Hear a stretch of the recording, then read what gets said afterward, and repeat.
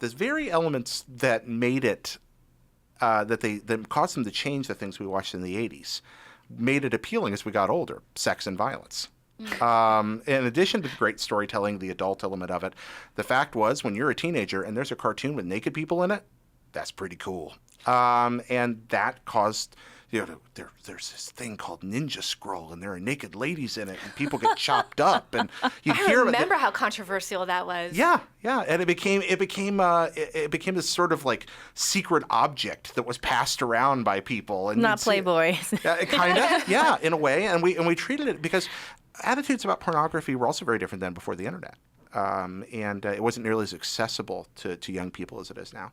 And so people looked at that and thought, we weren't sure if it was porn or not, but we knew it was interesting.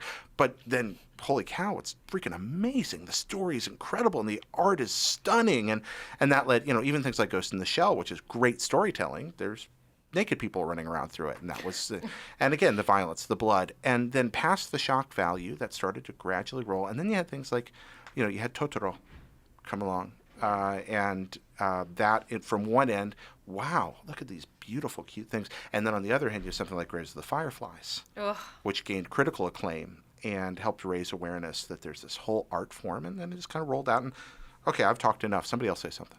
Yay, anime! Yay, anime! No, this is super interesting. So, the way it came to America and the way it influenced us. Especially like when you finally saw like the maturity, like when you're saying with like, Ninja Scroll, like before that, like a lot of, and like with Bubblegum Crisis and stuff, maybe even still like anime and just like maybe cartoons in general in America are still revered as children's things. I mean, you're seeing more of that breakaway with, Bob's Burgers and more comedic sort of things. Like Simpsons, of course, was a big change with that, and it's just more Archer.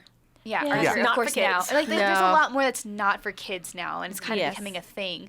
But when you typically look at cartoons, people in America anyway, they think, hey, that's for kids.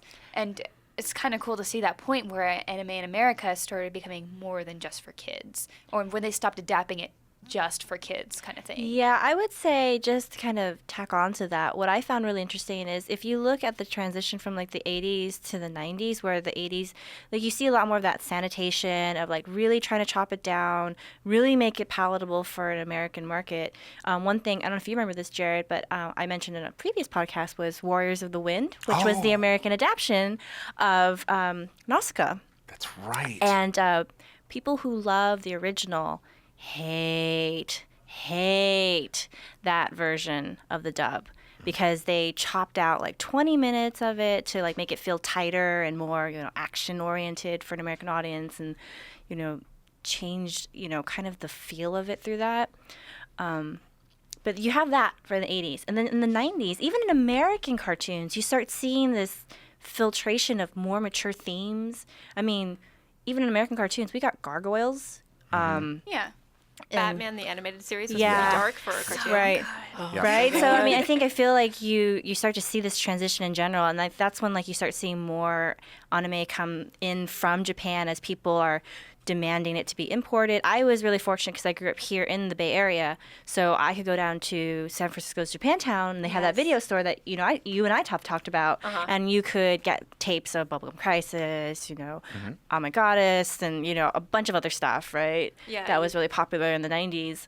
Yeah, but it's interesting that you would still get these butchered anime. Like Sailor Moon is always the perfect Sailor example Moon, of yes. something that just...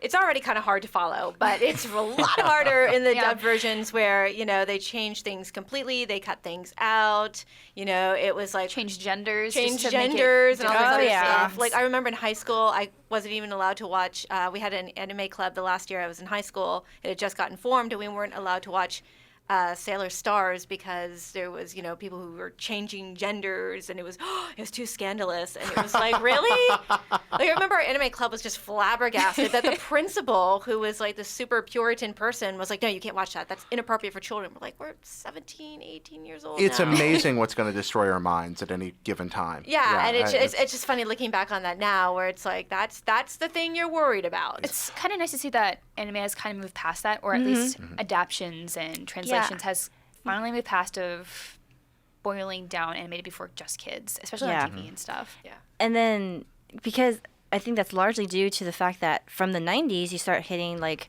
the early 2000s where you actually start seeing it pop up onto regular mainstream cable Yeah. networks, or where Cartoon Network is playing stuff, and you have Naruto, and I think Bleach starts coming on, as And you boy, hit this like peak in like 2007, 2008, Yeah.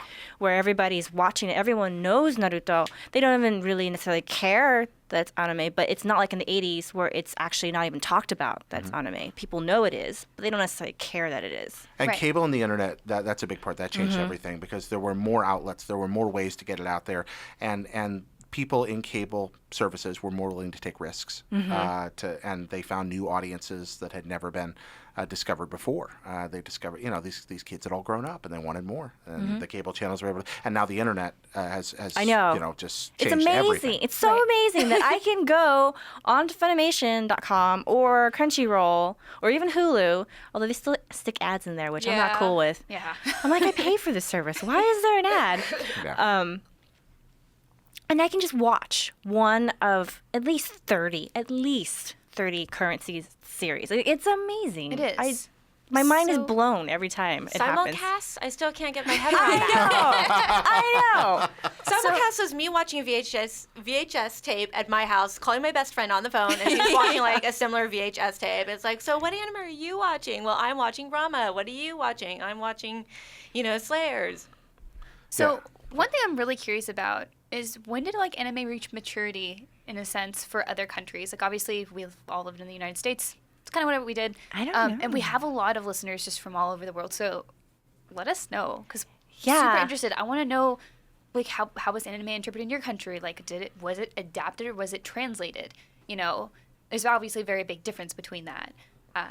I feel like the European market wouldn't butcher it quite as much as the very puritanical American market, but that is an assumption on my part. So if you live in Europe and you grew up watching anime, we'd love to know, was it adopted? Was it adapted? Did you adopt anime characters?